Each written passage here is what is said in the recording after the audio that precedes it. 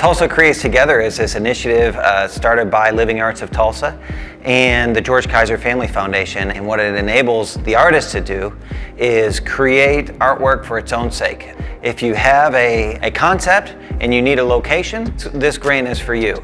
There's funding available for you to create your work. It's really like a free-for-all as far as whatever you're passionate about, your city wants to see that. They want to be involved in your creative vision as an artist. You'll have Living Arts of Tulsa partnering with you as an artist by doing reviewing applications, but also hosting workshops, so that there's more like support and guidance along the way. It'll be great for the city in terms of making Tulsa more of a cultural tourism destination.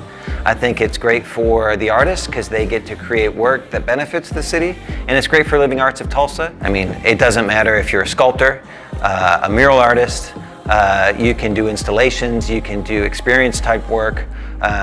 There are no strings attached to this. There are no extra stipulations. If you're a Tulsa artist and you're looking to do public work, this is your kind of project.